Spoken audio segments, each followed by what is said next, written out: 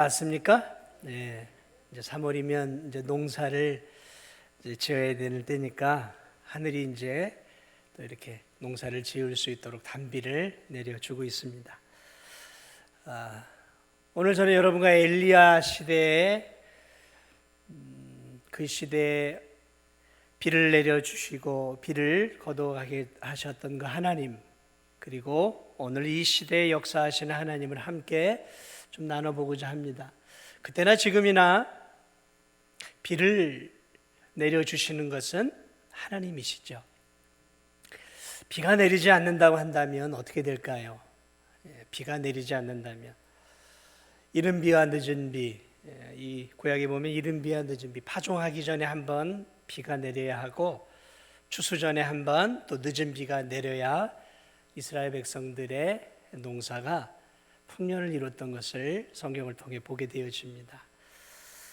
비는 우리가 만들어낼 수 있는 부분은 아닙니다.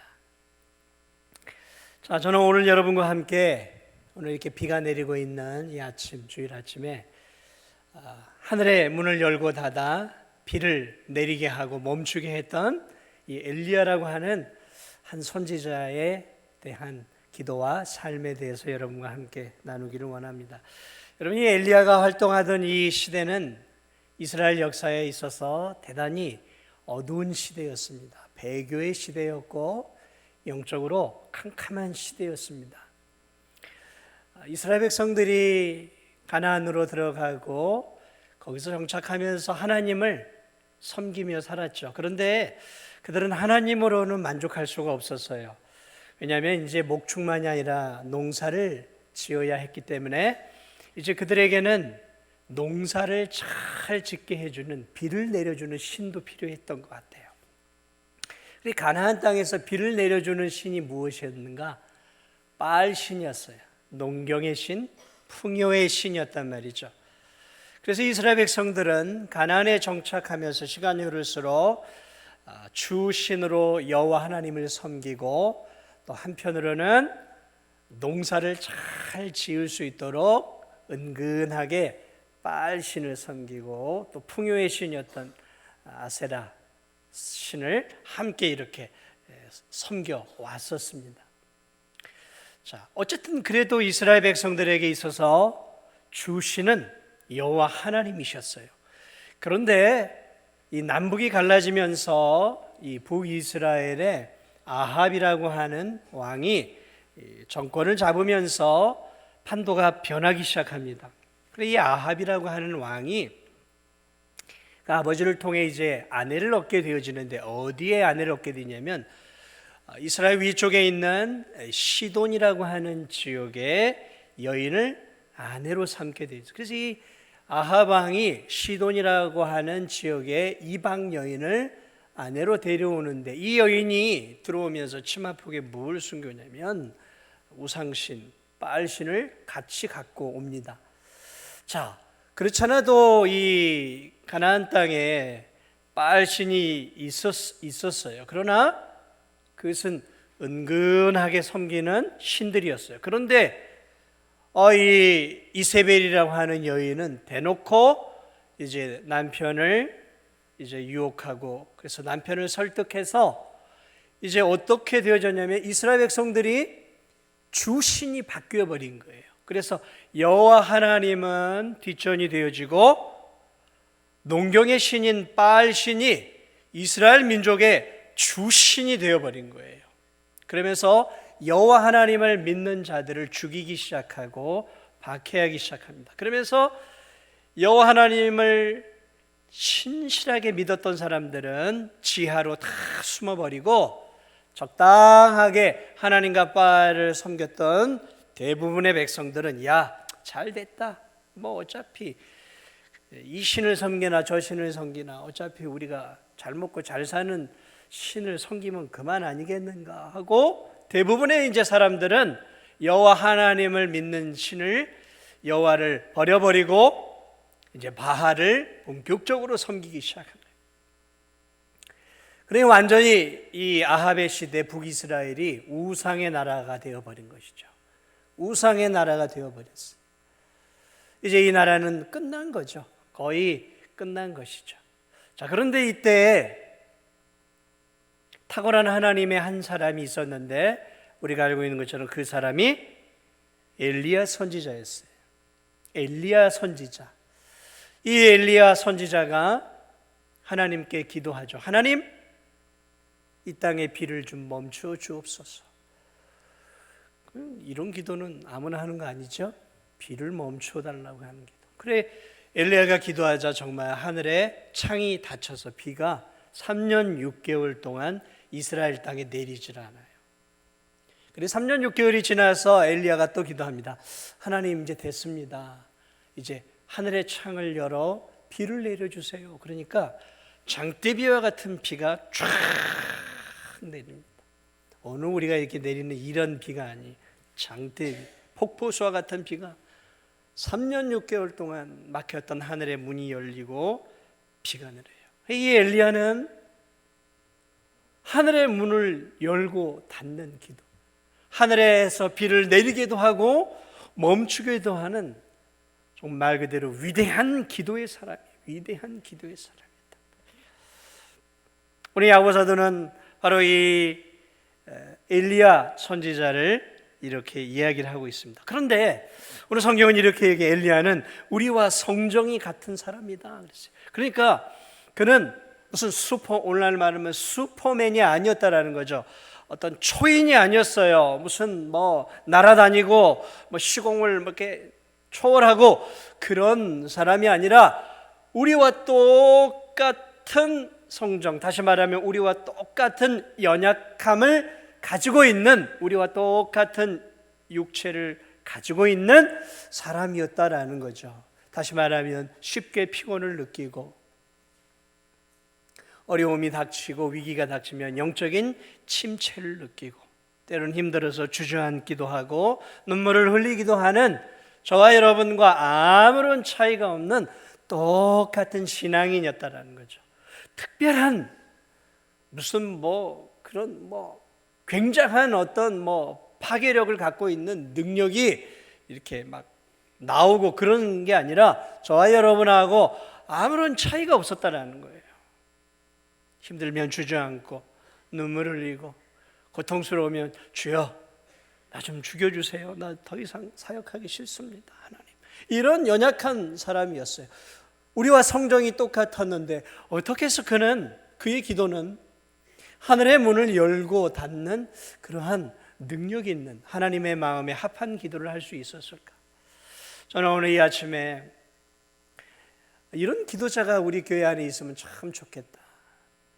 오늘 이 시대에 정말로 필요한 게 하나님의 마음에 합한 기도를 드리는 기도자들이거든요. 여러분이 하나님의 역사는 하나님의 마음에 합하게 기도하는 기도자들을 통해 움직여 가세요. 엘리야를 보세요.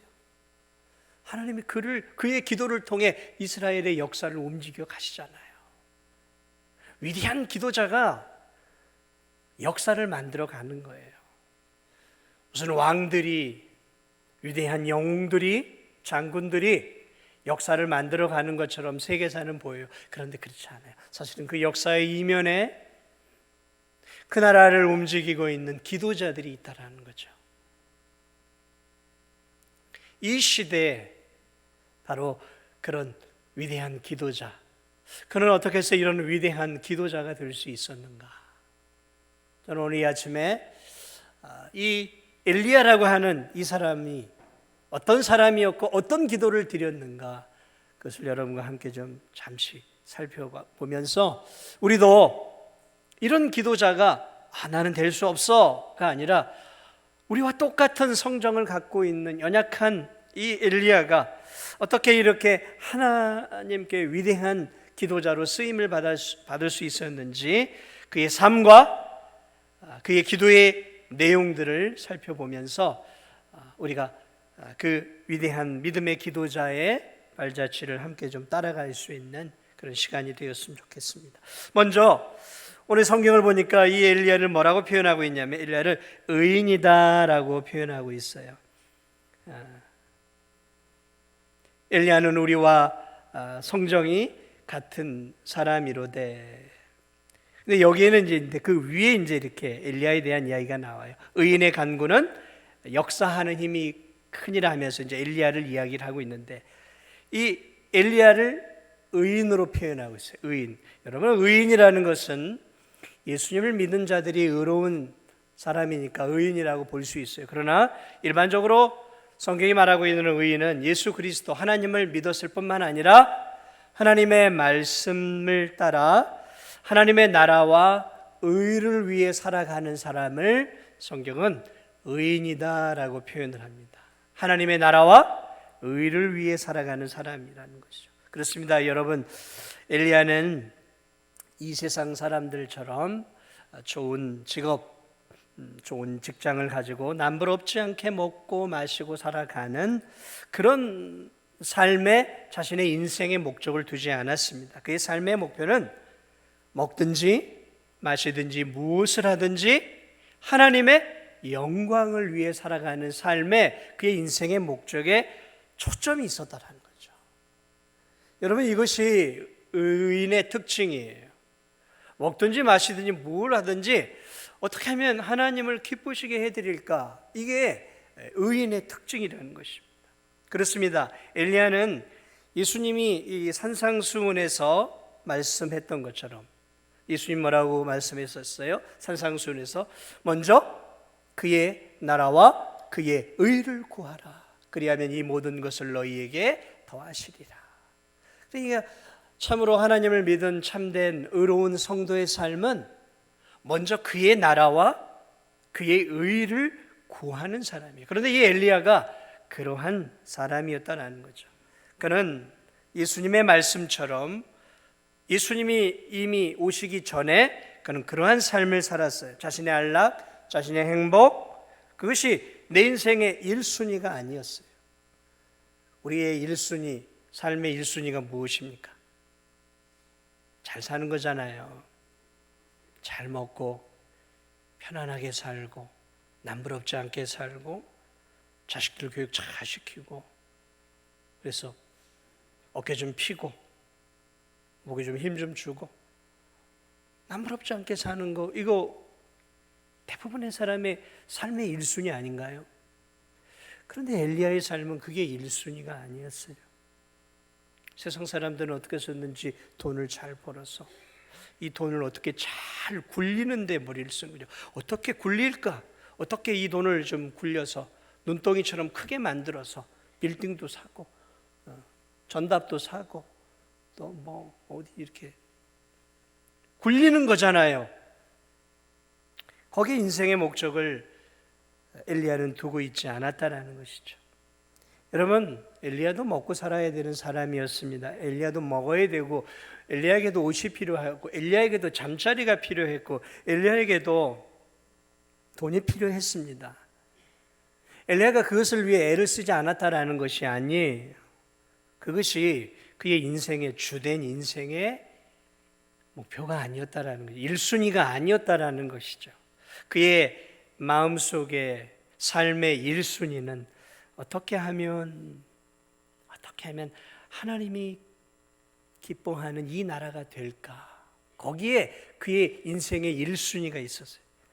그는 이 아합 왕으로 인해서 하나님이 변당으로 밀려나고 하나님의 백성들이 숨어버리고 바알 신들을 모두가 섬기고 있었던 이 시대, 배역한 이 시대, 하나님이 죽어버린 그 시대 속에서 다시 한번 그 북이스라엘에 하나님의 영광이 드러나고, 다시 한번 하나님이 모든 이스라엘 백성들이 하나님만을 섬기는 하나님의 나라가 되기를 간절히 바라는 마음이 엘리야의 마음에 불붙는 것처럼 있었어요. 그러니까 엘리야의 삶의 1순위는 이 나라가 하나님을 섬기는 나라가 되기를 다시 한번 회복하고자 하는 불붙는 열망이 그의 인생의 1순위였다는 것이죠.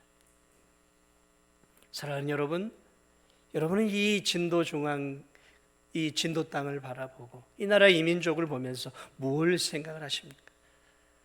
이 나라에 돌아가는 것들을 바라보며 여러분의 가슴이 아프세요 혹시? 아니면 어떻게 하면 이런 기회를 타서 내가 돈 좀 더 벌어볼까? 그런 생각을 더 하고 있습니다. 아니면 이 무너져 내려가는 도덕과 윤리와 이 무너져 내려가는 이런 가정과 모든 것들이 지금 가치관들이 다 무너져 내리고 있잖아요. 지금 이 시대를 보세요. 다 무너져 내렸어요, 지금. 도무지 여러분들이 어린 시절, 젊은 시절에 살아왔던 대한민국이 아니에요. 중요한 가치들이요, 다 무너져 내리고 하고 있어요, 지금. 지금 진리를 붙잡고 있는 교회마저 코너에 지금 몰렸어요. 코너에 몰렸어요, 지금. 막 두들겨 맞고 있어요, 지금. 마치 권투 시합장에서 이 강한 상대 앞에서 어찌할 줄 모르고 이렇게 커버를 올리고 링 코너에 몰려가지고 두들겨 맞고 있는 것과 같아요. 여러분, 이게 지금 대한민국의 현실이고 교회 현실이에요. 엘리야 시대는 더 심각했죠. 아니, 어쩌면 엘리야의 시대의 모습이 어쩌면 지금의 대한민국, 이 민족의 모습일 수도 있습니다. 그 엘리야는 너무 답답했다. 어떻게 해야 하는 것일까? 그의 마음속에는 하나님의 말씀대로 살고자 하는 불붙는 열정이 있었어요. 그러므로 그는 그렇게 살았어요. 그렇게 살았어요. 그런 말씀을 붙잡고 살았어요. 말씀에 순종하고 살았어요. 그리고 죄악을 멀리하는 삶을 살았어요.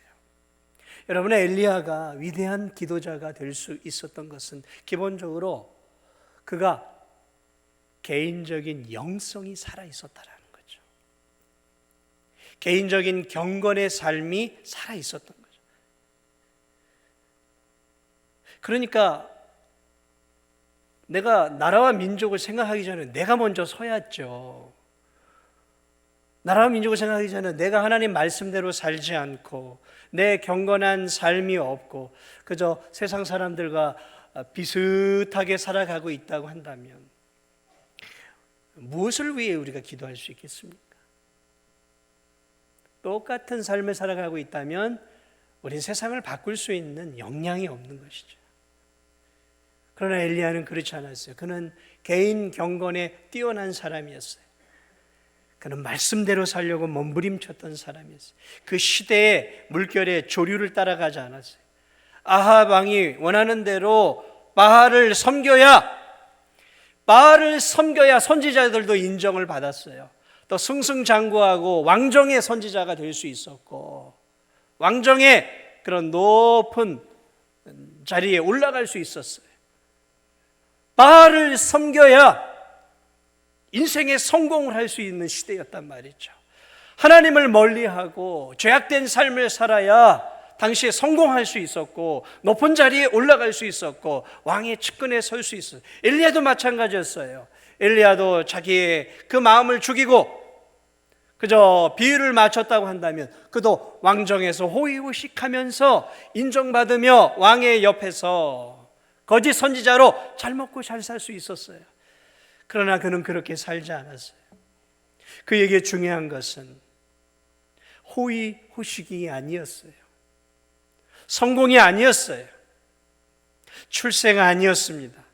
높은 자리를 올라가는 게 그의 인생의 목표가 아니라 하나님 말씀대로 살고자 하는 간절한 삶, 그것이 그의 인생의 목표였어요. 죄악된 삶을 멀리하는, 시대의 조류를 따라가지 않으려고 했던 것이죠.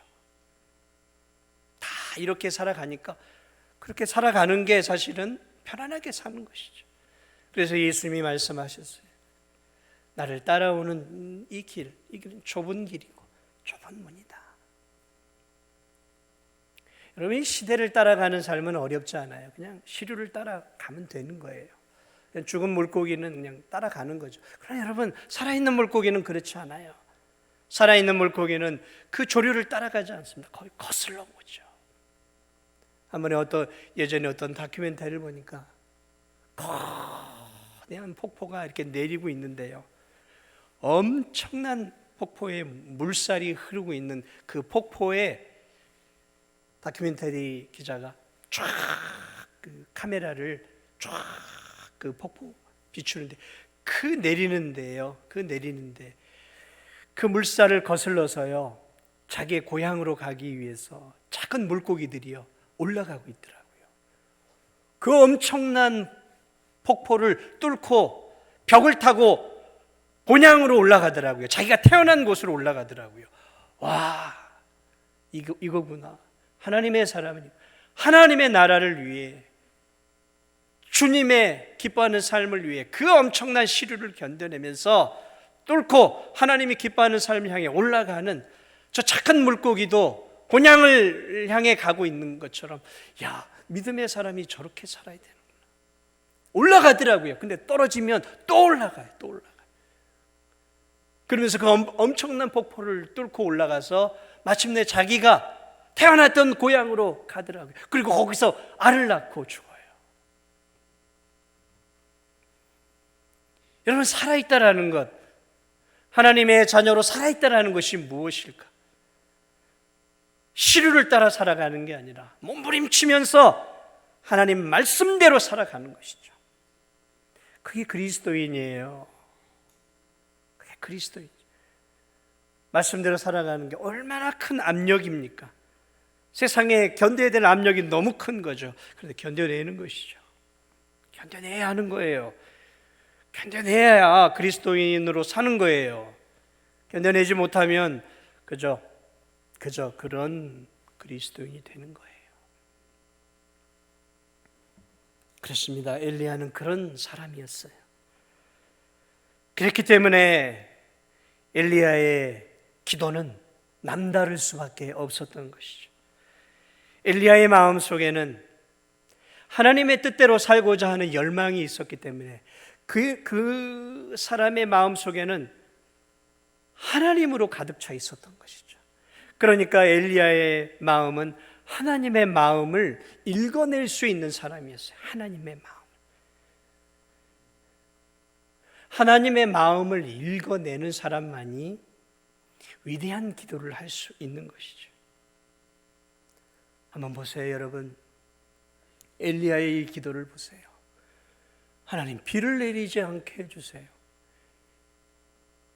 여러분이 지금 비를 내리지 않게 해달라고 기도하고 있다면 우린 그렇게 생각할 수 있어요. 저 사람 또라이 아니야? 비가 내려야 농사도 잘 되고 초목이 무성해지고 그리고 많은 짐승들이 살 수 있고 풍요를 누릴 수 있는 거 아니에요? 그러니까 우리 일반적인 기도는 비가 내리게 해달라고 하는 게 정상적인 기도죠. 그런데 엘리야의 기도는 시대를 역류해서 하나님 비를 내리지 않게 해 주옵소서라고 기도했단 말이죠. 너무 황당한 기도 아닙니까? 비를 내리지 않게 해 주옵소서. 비가 내려야 먹고 살고 농사가 잘 되고 풍년을 얻고 잘 먹고 잘 살 수 있는 거예요. 우리가 기도할 때 하나님 이 나라의 경제가 회복되게 해달라고 기도하지 하나님 이 경제가 막히게 해주고 망하게 해달라고 기도하는 거 봤어요? 아니잖아요. 우리의 기도는 그렇잖아요. 그런데 엘리야는 이 나라가 망하게 해달라고 지금 기도하고 있는 거잖아요. 비가 내리지 않으면 초목이 말라버리면 다 죽잖아요. 나라가 망하게 해달라고 하는 기도를 드렸는데 하나님이 그 기도를 받으셨다라는 거예요. 하나님이 그 기도를 받으셨다고요. 그러니까 엘리야의 기도는 하나님이 원하시는 기도를 했다라니까요. 여기에 엘리야의 위대함이 있는 거예요. 하나님의 마음을 읽어냈다라는 거죠. 하나님의 마음은 비를 멈추게 하고자 하는 마음이 있었어요. 그런데 엘리야가 하나님의 마음을 그렇게 살아갔으니까 그 마음을 읽어냈겠죠. 왜 엘리야는 비가 내리지 않으면 자신의 나라가 경제적으로 고통을 당하고 자기 자신조차도 굶주릴 수밖에 없는 상황에 몰릴 텐데 왜 비가 내리지 않도록 그는 그런 기도를 했을까요? 아까도 제가 얘기했습니다. 당시 시대적인 배경을 알아야 돼요. 아합과 시돈 여인 이세벨이 다스렸어요. 바알이 주 신이었어요. 바알은 농경신이었어요. 비를 내려주는 신이었어요. 비를 내려주는 신. 그래서 풍요를 가져다 주는 신이었단 말이죠. 악한 여인 이세벨로 인해서 이스라엘의 주신이 바뀌어 버렸어요. 엘리야는 바알 신을 섬기는 왕과 백성들을 보면서 너무 가슴이 아팠어요. 하나님을 버려버린 이 나라와 민족이 너무 가슴이 아팠어요. 풍요와 복을 주시는 참 하나님을 버려버리고 인간이 만든 우상단지를 비를 내려주는 풍요의 신이라고 붙잡고 살아가는 모습에 너무너무 그의 가슴이 찢어졌어요. 가슴이 아팠어요. 하나님을 모독하는 이스라엘 백성들을 보면서 엘리야는 이 이스라엘에 누가 참 신이고 누가 비를 내려주고 누가 비를 거두어 가시는 참 신인지를 이 이스라엘 백성들에게 보여주고 싶었어요. 참으로 비를 내려주는 그 하나님이 이스라엘 백성들 가운데 다시 예배의 자로 참신으로 세워지기를 그는 간절히 열망하고 있었던 거예요. 그렇다면 저 바알이라고 하는 신이 거짓 신임을 드러내야 하는 거죠. 거짓 신임을 드러내야 하는 거죠. 비를 내려주는 신이 하나님이심을 온전하게 드러내고 바알은 비 한 방울도 내려줄 수 없는 거짓 신, 그저 인간이 만든 우상 조각임을 그는 보여주고 싶었던 거예요. 온 천하에. 그래서 그는 하나님의 마음을 가지고 하나님이 이스라엘에 비를 내려주는 참 신임을 보여주기 위해서 그는 하나님께 기도를 드립니다. 하나님, 비를 내리시기도 하고 비를 멈추어 주시기도 하고 이스라엘 백성들에게 복을 내려주시는 하나님, 저는 하나님이 이스라엘 백성들의 참 신으로 다시 세워지기를 원합니다. 하나님만이 참 하나님이심을 드러내고 싶습니다. 저는 저 바알이 비 한 방울도 내리지 못하는 거짓 우상임을 드러내고 싶습니다. 하나님, 비를 주시는 참 하나님, 이 이스라엘의 비를 멈추게 해 주옵소서. 그래서 비를 내리는 신이 바알이 아니라 하나님이심을 드러내고 싶습니다. 그렇습니다. 엘리야는 비가 내리지 않을 경우에 자신과 백성들이 당하는 육신의 고통, 그것을 몰랐던 것이 아니에요. 그러나 그것보다 더 중요한 것은 저 이스라엘 백성들이 비가 멈춤을 통해 바알이 거짓 신임을, 비를 내리지 않는 신임을 드러내고 다시 한번 저들의 영혼이 회개하고 회복되어 하나님을 섬기는 진정한 이스라엘로 거듭나기를 바라는 하나님의 마음을 품고 고통스러운 기도를 하나님께 드렸던 것이고 하나님은 그 기도를 받으셨던 거예요.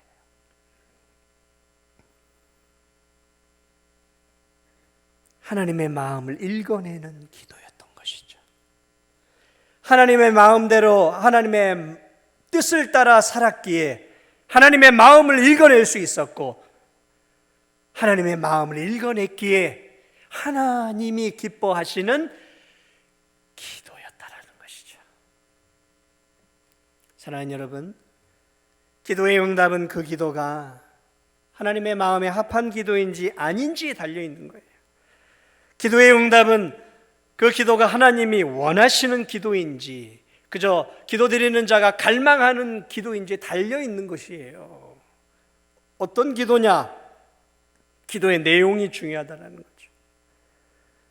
일주일간 작정 기도한다고, 세일에간 금식하며 기도한다고, 40일간 굶고 물만 마시며 40일 금식 기도한다고 하나님이 오메오메, 야 내가 네한테 감동받았다, 야 오메오메 내가 응답해 주마, 이런 하나님 아니라는 거예요. 이런 하나님 40일간 금식하며 기도하면 다 응답받는다고 하면 저 지금부터 40일 작정하고 금식기도 들어갈 거예요. 그러나 사랑하는 여러분, 중요한 것은 지성이면 감천이 아니에요. 우린 자꾸 기도하면서 그런 생각을 해요. 지성이면 감천일 거야. 그거는 하나님을 믿지 않은 과거에 우리 선조들이 정한수 떠놓고 밤새워 기도하면 지성이면 하늘도 감동을 받을 거라고 헛된 신에게 그냥 마음이지. 하나님 그런 하나님 아니에요. 일천번제 해서 헌금 드리면 하나님이 감동을 받아서 내가 원하는 기도 응답을 주시면 저 지금부터 1,000번째 헌금을 드릴 겁니다. 1,000번째가 중요한 게 아니라니까요. 지성이면 감천이 중요한 게 아니라 기도의 내용이 중요한 거예요. 기도의 내용이. 기도의 내용이 하나님이 원하는 기도의 내용이 아니면 1만 번제를 드려도 안 되는 거예요. 40일이 아니라 400일을 작정을 해도 안 되는 거예요. 내가 지금 드리고 있는 기도가 하나님의 마음에 합한 기도인지 그걸 먼저 확인을 해야 하는 거예요. 요한복음 15장 7절에서 예수님은 이렇게 얘기했어요. 너희가 내 안에 거하고 너희가 내 안에 거하고 내 말이 너희 안에 거하면 무엇이든지 원하는 대로 구하라 그리하면 이루리라. 무엇이든지 원하는 대로 구하라 그리하면 이루리라. 와, 좋죠. 그런데 그 전제 조건이 있어요. 너희가 내 안에 거하고 내 말이 너희 안에 거하면. 무슨 말씀입니까? 하나님의 말씀이 너희들의 마음의 중심에 있고 너희들이 내 뜻을 구하면 이라는 전제 조건이에요. 그러니까 모든 기도가 응답되는 게 아니라 정욕의 기도, 욕심의 기도, 탐욕의 기도가 아니라 하나님의 마음에 합한 기도면 내가 반드시 응답을 주겠다라는 게 예수님 말씀이에요. 너희가 내 안에 거하고 내 말이 너희 안에 거하면 그때 너희가 구하는 것은 무엇이든지 응답한다라는 거죠. 그게 엘리야의 기도였다라는 거예요. 예수님의 겟세마네 기도 이렇게 기도합니다. 아버지, 이 잔을 내게서 옮기시옵소서. 그러나 내 뜻대로 마옵시고 아버지의 뜻이 이루어지기를 원합니다. 무엇입니까? 예수님도 인간적으로는 십자가를 피하고 싶은 유혹을 받으셨어요. 그러나 아버지의 뜻이 이루어지기를 원합니다. 예수님의 기도는 겟세마네에 땀방울이 핏방울이 되도록 드렸던 기도는 자신의 인간적인 욕심, 인간적인 고통을 피하기 위한 기도가 아니라 아버지의 뜻을 이룰 수 있도록 하나님 내게 힘을 주옵소서. 그런 기도였어요. 사랑하는 여러분, 그렇습니다. 그러므로 오늘 우리가 드리는 기도의 내용들을 유심히 늘 살펴야 돼요. 하나님이 원하시는 기도, 어떤 기도들이 있을까요? 일반적으로 우리가 아는 영혼 구원이죠. 아직도 예수님 모르는 영혼들, 그 영혼들을 위해 기도하는 것, 얼마나 하나님 기뻐하는 기도일까요? 몸된 교회의 부흥과 성장과 연약한 영육의 환우들을 위해, 선교를 위해, 주일학교 영혼들을 위해, 이 배역하고 패역한 엘리야의 시대와 같은 이 대한민국을 위해, 고통당하는 폭력의 영혼들, 전쟁과 지진과 기아로 고통당하는 이 세상의 영혼들을 위해 기도하는 것들, 하나님이 기뻐하는 기도 아닐까요? 그러므로 우리의 기도를 살펴봐야, 주님 무엇을 위해 기도할까요? 기도하기 전에 우리가 그래서 물어야 하는 거예요. 우리의 필요도 정말 이것이 정말 필요한 것인지, 내 욕심과 야망인지, 그런 것도 살펴봐야 하는 것이지. 하나님의 나라와 의를 위해 치열하게 살았던 이 엘리야는 아버지의 마음을 알았고 아버지의 마음을 품고 기도를 드렸어요. 그런데 어떻게 기도를 드렸을까요? 오늘 17절을 보니까 저가 비오지 않기를 간절히 기도한 적. 응답의 기도에는 또 하나가 필요하구나. 다른 기도의 내용이지만 간절함이 있어야 되는구나. 엘리야의 기도는 간절한 기도였어요. 간절한 기도.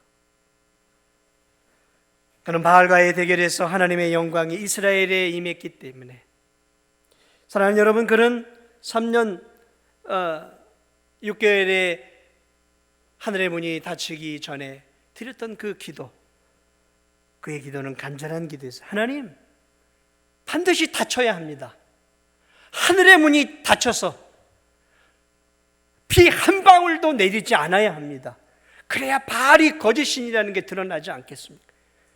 간절하게 기도했다는 거죠. 간절하게.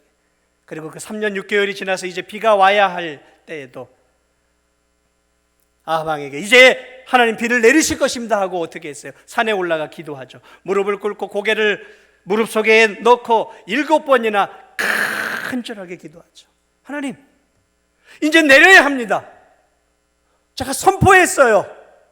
하나님 내리지 않도록. 비가 내리지 않아서 바알이 거짓인 것이 드러났습니다. 그런데 이제 진짜 하나님이 이 이스라엘에게 비를 내리고 복을 주시는 참 생명의 하나님이심을 이제 보여주어야 합니다. 하나님, 이제 비가 필요합니다. 비를 내려주세요 하고 간절하게 기도했어요. 간절하게. 올바른 기도였지만 그는 애절하게 기도했어요. 목숨을 걸고 기도했어요. 그리고 시종을 통해 봐라, 하늘을 봐라. 아니요, 비가 구름이 없어요. 또 기도합니다. 간절하게 가봐라, 없어요. 7번까지 간절하게 기도를 해요. 그런데 7번째가 되자 저쪽에서 손바닥만한 작은 구름이 쫙 와요. 됐다. 그러자 그 검은 손바닥만한 구름이 이스라엘로 오면서 거대한 이 구름, 비구름이 되어서 포수와 장대비 같은 비가 쏟아지면서 무엇을 봅니까? 온 이스라엘 백성들이 엘리야의 기도에 응답하신 하나님만이 정말로 복을 주시고 비를 멈추게도 하시고 내려주시는 참 하나님이시구나를 알게 되죠. 엘리야의 기도는 적당한 기도가 아니었어요. 주여 해주세요, 해주시면 감사하고 안 돼도 말고, 이런 기도가 아니었다라는 거죠. 이런 기도가 아니었어요. 그는 목숨을 거는 기도를 드렸어요. 목숨을 거는 기도였어요. 이 기도가 응답이 안 되면 아합에 의해서 죽임을 당할 수도 있었다는 거죠. 목숨을 거는 기도. 사랑하는 여러분, 우리의 기도는 어떤 기도입니까? 여러분의 기도는 간절한 기도입니까? 애절한 기도입니까? 이거 응답이 되면 감사하고 안 돼도 할 수 없지 이런 기도입니까? 여러분, 한 영혼을 위해 기도할 때, 내 사랑하는 한 영혼을 기도할 때 안 되면 말고 이렇게 기도하십니까? 아니면 하나님, 저 영혼 꼭 예수님 믿고 천국 가게 해주세요 하고 간이 절절하게 기도하십니까? 하나님, 저 100주년 기념교회 부흥을 꼭 주십시오, 많은 영혼들이 들어오게 해주십시오 하고 간절하게 기도합니까? 하나님, 아니면 하나님 100주년 기념교회 은혜 주시면 감사하고 안 주시면 말고요 이런 느슨한 마음으로 기도하십니까? 아니요, 엘리야의 기도는 영적 승리를 얻어겠다는 전투적인 기도였어요. 포기할 줄 모르는 은근과 끈기의 기도였어요. 야곱이 야복강에서 밤새 천사와 씨름했던 기도가 이런 기도였어요. 이런 기도였어요. 구약의 믿음의 사람들의 기도는 애절한 기도였고, 목숨을 거는 기도였고, 전투적인 기도였고, 반드시 응답을 받아야 되는 기도였어요. 왜냐하면 그것이 하나님 마음에 합한 기도였기에. 예수님이 겟세마네 동산에서 그저 주여 잘 감당케 해주옵소서 이렇게 기도하지 않았어요. 기도를 얼마나 했던지 흐르는 땀 속에 피가 맺혔어요. 얼마나 간절하게 애절하게 기도를 했던지 이 몸속에 있는 모세혈관들이 터지면서 땀과 함께 피가 나왔어요. 피가 나왔어요. 이 세포가 터졌다는 얘기죠. 예수님이 소리를 내 기도했는지 안 했는지 잘 모르겠어요.